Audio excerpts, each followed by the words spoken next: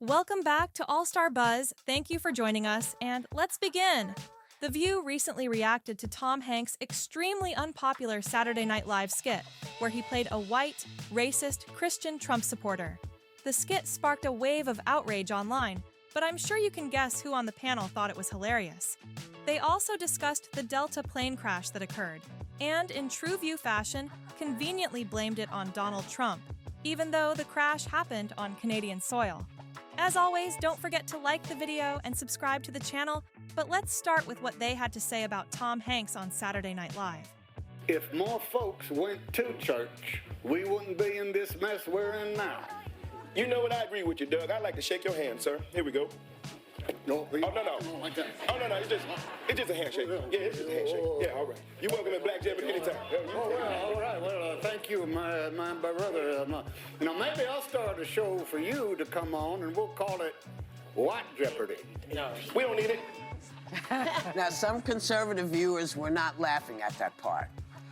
They thought, I guess they thought this was new. There was a new edition, but this is a callback. He's been on several times in this character. But the fact remains that they're making anyone who voted for Trump look like a racist, and that's why they're mad. Well, my biggest issue with and I personally would never do that, because I don't believe that any group is one thing.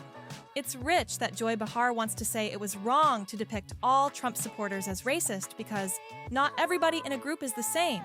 But I'm almost certain that for the past year, she and everyone else on The View, with the exception of Alyssa, has been calling every single person who voted for Trump a fascist, a Nazi, a racist, or a misogynist. No exceptions. They wouldn't even entertain any alternative perspectives.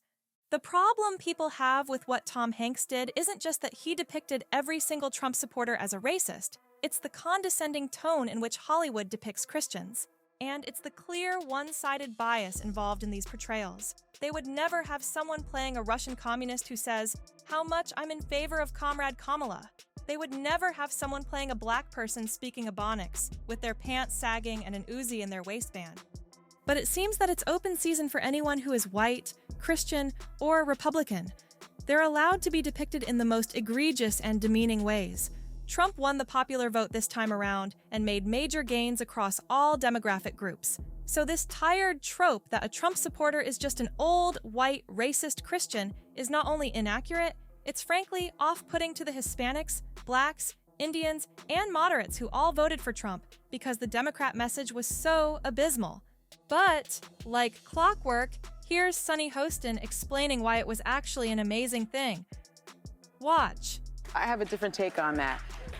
Just because, as Whippy said, Tom Hanks joined the sketch, bringing back the character of Doug, because the first Doug was in a 2016 sketch, and in fact, that was the most popular installment of Black Jeopardy, was with Doug as the Trump supporter in 2016. I think it's a very subversive sketch, in fact. It's about black culture being American culture.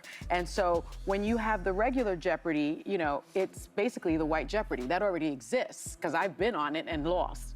And never lets us forget it. And so this in 2018, you had Chadwick Boseman on, and the fact that he refused to shake the host's hand, that has happened before. Do you remember when the senator refused, the senator's husband that was being refused to shake Kamala. That was sworn in, he refused to shake her hand. So I felt that it was very subversive. I felt that it was a sort of a callback to that. I want to talk about what she said in the middle there. Oh, we already have Jeopardy, and that's basically the white Jeopardy. That's the racism that comes from the left, assuming that trivial knowledge is something only reserved for white people. The idea that black people can't succeed in that environment is racist. And then she says, it is white Jeopardy. I would know because I was on it and lost. That highlights the DEI victim mindset from the left, which is, if I'm black and I fail at something, then that's obviously indicative of some sort of racism or injustice. It's a shield they hide behind to avoid having to acknowledge their own shortcomings. And the reason that skit might have worked in 2016 but is completely out of touch today is because, in 2016, Trump lost the popular vote. He was a new candidate. He said a lot of wild things that nobody had ever heard a politician say. Trump derangement syndrome was rampant, and people couldn't understand how somebody so new to politics, who speaks in such a crass, straightforward, and unpolitical manner, could be elected. So it was easy to write it off as, oh, his supporters are just a bunch of racist, white Christian nationalists. But now, that isn't the case. People aren't losing their minds over what Trump says or how he says it. People voted for him for that level of authenticity and honesty. Like I said, he made major gains in every demographic group. There was a giant red shift in every blue state. He flipped hundreds of blue counties. Regular, reasonable, decent people left the Democrat Party in droves to vote for Donald Trump because they wanted someone who was going to get things done, improve their lives, and stand up for the American people, not someone shackled to the restraints of political correctness. They wanted someone who would talk to them plainly and clearly, not regurgitate the platitudes and word salads we got from Kamala Harris. Now, this is where Sunny doubles down on pretentiousness as they react to James Carville, a Democrat strategist, saying Democrats need to get out of the way and stop fighting. And Sunny gives her holier-than-thou response. Let USAID criticisms go. I love USAID. I've been on missions abroad where we've used it to help people, but it's intangible to voters. It doesn't really impact American voters' lives. Okay. If DOJ comes into the Social Security Administration and something happens, that's where you hold your real fight for. Why is Mike going into my Social Security and the IRS? Well, people Why is should he be doing that? Why are he firing Well, people should be concerned about that, but I kind of agree with James Carville because I'm part of the 92% of black women that voted to save the rest of the country. But the country wanted something else, and the country's getting something else. So I'm resting. It's not the whole country. Well, and Joy, just to push back on what you're saying. And apparently, the rest of us just wanted to destroy it. It's impossible for them to admit that they were wrong, that their ideology is flawed, and that's evident as Donald Trump is more popular than ever in the polls. He won the popular vote. His agenda items are polling between 60 to 70% favorability. And yet, people like Sunny Hostin are adamant that they were on the right side of things because they have college degrees and know better. The problem with the Democrat Party isn't just that they're fighting an incredibly popular America First agenda. It's that they aren't even offering an alternative strategy. What's their strategy to cut government spending? Because I haven't heard a peep from them on how they would do it, only how Trump and Elon are doing it the wrong way. They kept saying nothing Joe Biden did led to an increase in border crossings. And then, in the last 5 or 6 months of Biden's presidency, the crossings went down due to his executive action, exposing that he caused the problem and could have fixed it. And now, with Trump in office, border crossings are down 95%. But the Democrats swore there needed to be some bipartisan legislation to fix the problem. It wasn't Joe Biden, they said. Yet, they haven't put forward a border plan or an immigration plan that doesn't include giving amnesty and eventual citizenship to 10 million people who illegally entered our country. They want to talk about the way Trump does foreign policy, always being mean to our allies and buddying up with people like Putin. Well, the opposite of Trump's foreign policy is Biden's policy, where he just lets our allies take advantage of us at every turn. And what did that cause? A war in Ukraine, a war in Gaza, and hundreds of billions of US taxpayer dollars going to fight foreign wars. They want to talk about Trump's tariffs being the worst thing that could possibly ever happen. But they were the administration that caused record-high inflation and crippled the working class of America. Sunny Hostin seems like she wakes up in the morning, walks over to her mirror, and asks it, "Who's the fairest of them all?" Now, as if to prove my point even more that the Democrats are just going against everything that's popular with the American people, here's Whoopi Goldberg saying that wokeism is actually a good thing. That's why it's so annoying, when people talk about wokeism. Because, for years, women decided, I don't like how you talk about us. And so we got out and we did something about it. That was wokeism at its time. People didn't want us doing that.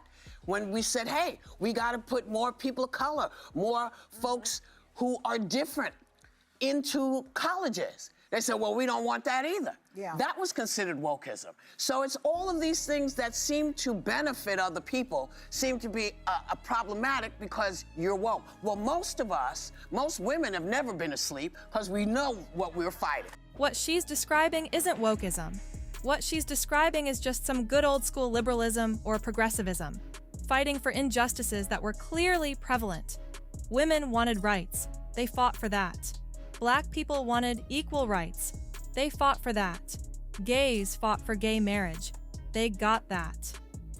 What wokeism actually is, and I've touched on this before, is fighting for injustices that don't even exist. The problem with being a progressive is that eventually there's nothing left to fight for.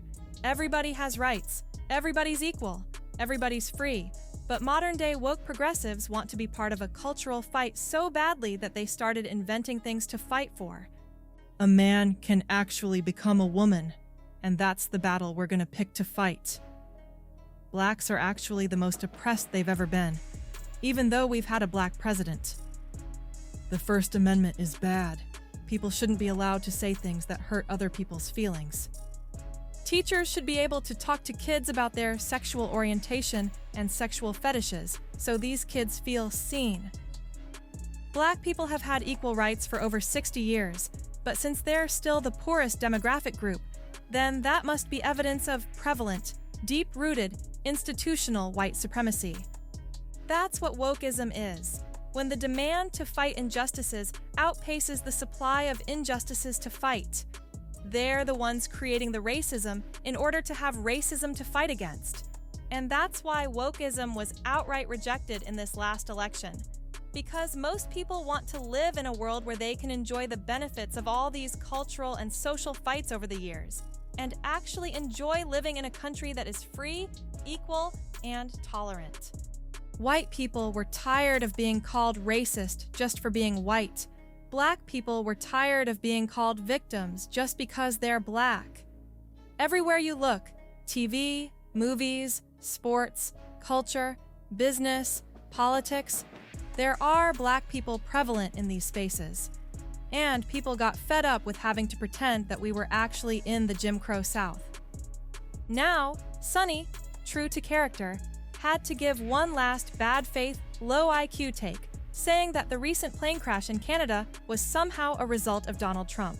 Watch. The other thing that they're doing is the union spokesperson said that the people that have been affected are maintenance mechanics, aeronautical information specialists, environmental protection specialists, aviation safety assistants, and management and program assistants. And I just want to call back to what Pete Buttigieg tweeted. He said, "We put safety first, drove down close calls, grew traffic control, and had 0 commercial airline crash fatalities out of millions of flights on our watch." President Trump now oversees the military and the FAA. One of his first acts was to fire and suspend some of the key personnel who helped keep our skies safe. So I do think it's a valid point, but I want to be very clear. There is no evidence that the DC tragic plane crash had anything to do with these firings. And then this most recent one in Toronto, it was because of landing on a Canadian airway, and it was related to the landing. It was not, there is yet at this time no evidence it's related to the layoffs. This is exactly what I highlighted in my video a few days ago.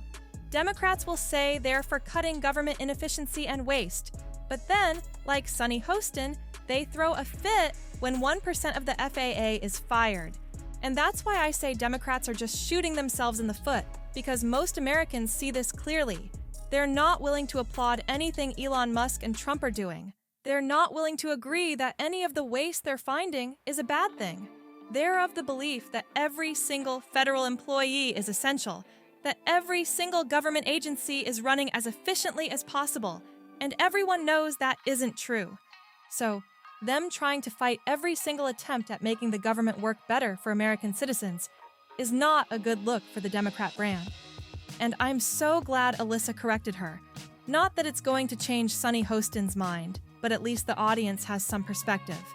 Just because Sunny tries to fearmonger and list off all these employees who potentially could have prevented some flight crash in Canada, doesn't mean she's right. The Democrats will never have common sense until they have some self-awareness. But they refuse to have any self-awareness, and admit that they're wrong about anything because they think so highly of themselves. They believe all the debt they took out to get those worthless college degrees makes them more inquisitive and enlightened than everybody else. And so, there's no way a whole bunch of non-college educated, rural, Christian, white supremacist Trump voters could actually be right. But let me know what you guys think down in the comment section below. If you enjoyed the video, make sure you hit that like button, subscribe to the channel if you haven't already, and turn on the notification bell so you never miss a video. I'll see you guys in the next one!